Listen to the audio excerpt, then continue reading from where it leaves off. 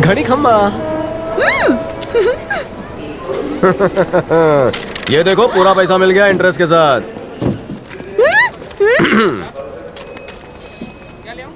लेकिन ये कैसे हुआ? छोटे दिमाग की छोटी नस भड़कते ही मोटे अमाउंट का चेक हाथ में आ गया। अगर तुम्हें पैसे मिल गए हैं तो तुम इतने दुखी क्यों हो? क्या करूं, मुझे बुलबुल पांडे की जोरों से याद सता रही है। मुझे तुम्हारे अस्तित्व में बुलबुल पांडे के बड़े बड़े नैन दिखाई देते हैं। मैं तुम्हें बुलबुल पांडे दिखती हूँ ना? तो चलो ठीक है, बुलबुल समझ के ही प्यार कर लो। अगर बुलबुल पांडे होती तो इतना दूर ना बैठती। दिन हो या रात बुलबुल पांडे हमेशा मुझसे चिपकने का मौका ढूंढती। बाटली भटिंडे वाले, मुझे एक बात बताओ, प्यार करोगे या जबरदस्ती करूं? चलो जल्दी से खड़ी हो जाओ। Stand up. मीटर को सेंटीमीटर में बदलो। प्यार का होता है उदय जब छोरा लागे है छोरी के हृदय। प्यार कर रहे हो या हार्ट बीट सुन रहे हो? ये थी प्यार की पहली छावनी। अब तुम सेंटीमीटर में क्यों खड़ी हो? मिलीमीटर में आओ नी, गले लग जाओ नी। दिल से कलेजे तक सब जगह ठंडक पड़ी। तूने चूड़ियां पहनी है कितनी बड़ी बड़ी। जब पांडव अज्ञातवास में थे तो कौरवों के जासूसों ने पता लगा लिया कि पांडव कहाँ है। ऐसे में अगर पांडव जासूसों को मार देते तो कौरवों को पता चल जाता, और अगर छोड़ देते तो वो जासूस पांडवों के छुपने की जगह कौरवों को बता देते। अब सवाल ये उठता है कि किया क्या जाए? उन्हें मार दिया जाए या उन्हें छोड़कर खुद मुश्किल में पड़ जाएं? ऐसा क्या किया जाए कि अज्ञातवास के दौरान उनका पता किसी को न चले?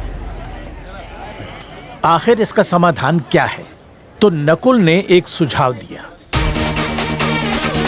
हम जासूसों को इस तरह से मारेंगे ताकि ऐसा लगे ये खुद की मौत पर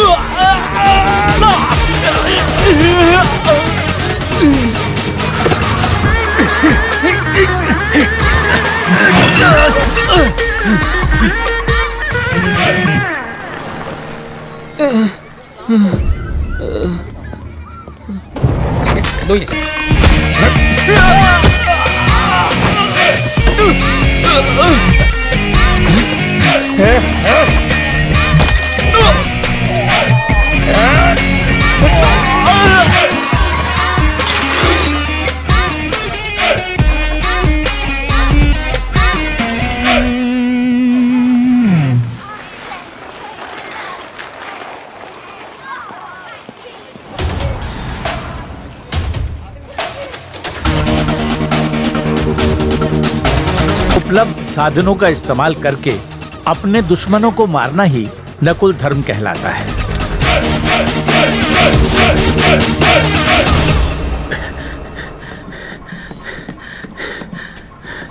क्या हुआ भांजे? जब मैं कोंडा के बेटी के साथ था मुझ पर हमला हुआ, वो भी जानलेवा। बेटी साथ थी तो कोंडा ऐसा काम नहीं करेगा। ऐना का भी इससे कोई लेना देना नहीं। लेकिन आवाज तो उसी की थी यार। सच कहा, ये उन्हें फंसाने की चाल भी हो सकती है। क्या है, पासपोर्ट रेडी था मगर वीजा नहीं मिला। ये तो अच्छी बात है कि लक हमारा साथ दे रहा था। पहले तुम्हारा बेटा, अभी तुम। बिंदा, कंपनी का लोगो बहुत पुराना है, बदल डालो अभी। अगर लोगों ने बदला ना तो लोग तुमको ही बदल डालेंगे। शुभ काम में देरी नहीं। कोई ऐना और कोंडा की आवाज को एडिट करके हमें भटका रहा है। मेरे पप्पा को ऐना और कोंडा ने नहीं मारा है। ये बहुत ही ऊंचे दर्जे की रची हुई साजिश है। बिल्कुल सही। जो भी इसके पीछे है उसकी नजरें यहाँ की प्रॉपर्टी पर गड़ी हुई है। तुम्हें उसे ढूंढकर काटना होगा।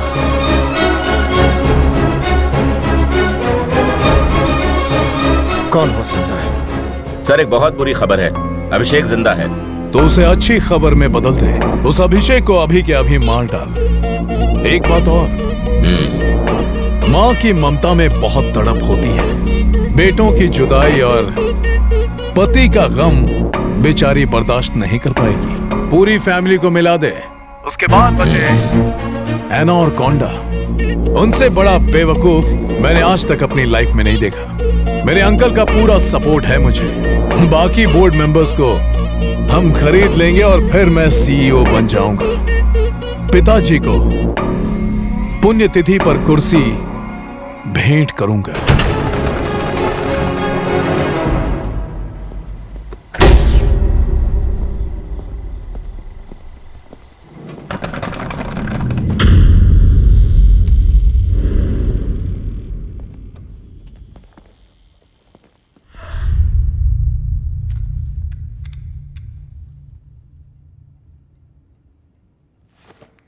चैनल 1 अंदर आओ। चैनल 2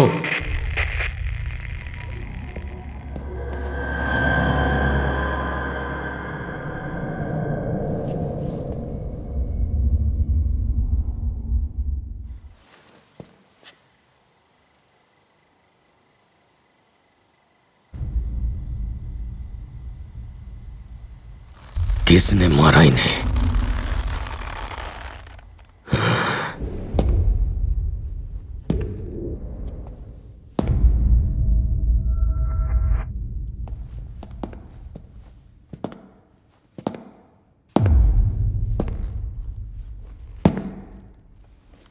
चैनल 3 कहाँ हो तुम?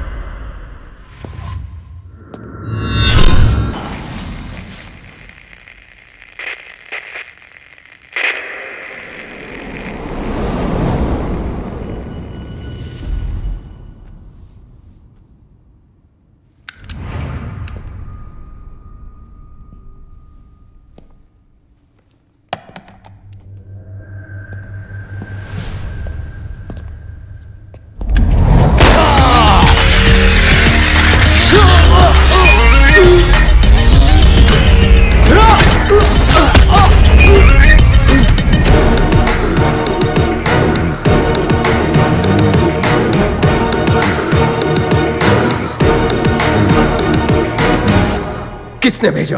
रंजीत ने, आदित्य भंडारी का बेटा। लेकिन लोगों को लगा कि वो एक एक्सीडेंट है। तेरा बेटा मोहन नर्क में बहुत अकेलापन महसूस कर रहा है। जाके उसे कंपनी दे। अरे अब खुशियां मना, खुशियां। तेरी पत्नी को भी तेरे पास भेज रहा हूँ ताकि तुझे अकेलापन महसूस ना हो। वहां जाके रिंगर रोजेस खेलना और तेरी कंपनी मैं संभाल लूंगा, क्योंकि उस सीईओ की चेयर को पाना ही मेरा सपना है।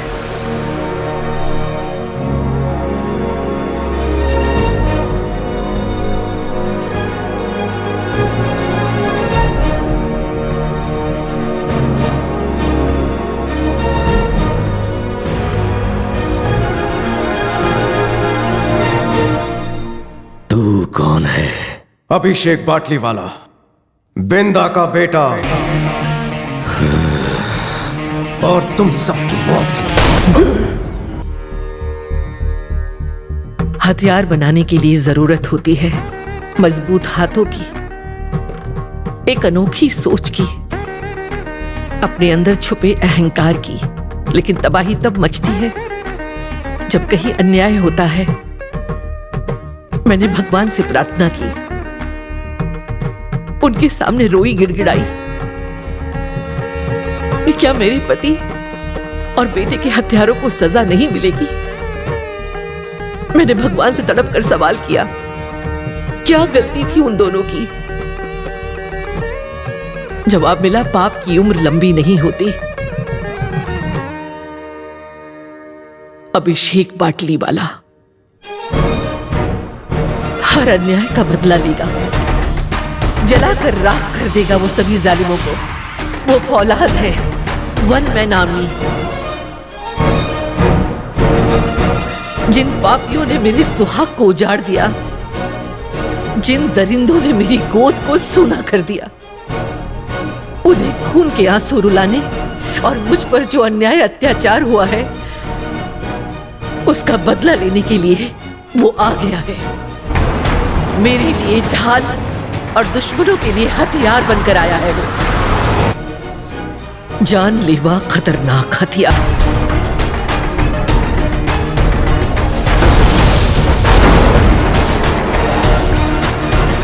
जिसका वार सिर्फ और सिर्फ न्याय के लिए होता है। न्याय के लिए किसी को मारना धर्म है, और वो अपने इस धर्म का पूरी तरह से पालन कर रहा है।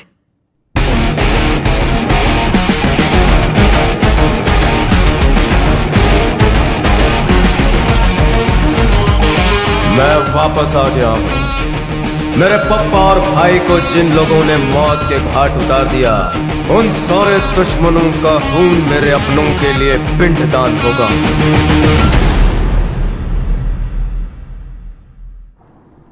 आदित्य भंडारी तुम्हारे पिता के साथ 25 सालों तक घूमता रहा,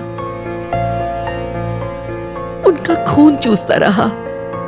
उसके बेटे रंजीत को हमने अपना बेटा माना, इंटरनेशनल ऑपरेशन का सीईओ बनाया, लेकिन कंपनी के लालच में उसने हमारे साथ गद्दारी की और हमारे परिवार को खत्म कर दिया। आखिर क्यों? उस कुर्सी के लिए मैं अपने पप्पा को और भाई को खो चुका हूं, लेकिन अब वो कुर्सी मेरी होगी। शतरंज का खेल उस वक्त तक चलता है जब तक किसी एक राजा की मात नहीं होती। रंजीत को मरना होगा, क्योंकि इस खेल का राजा मैं हूं। अपने पिता की मौत के बाद रंजीत कभी भी उस बिल्डिंग के अंदर नहीं गया, अब क्यों जाएगा? जाएगा, मैं उसे लाऊंगा। I have plan B.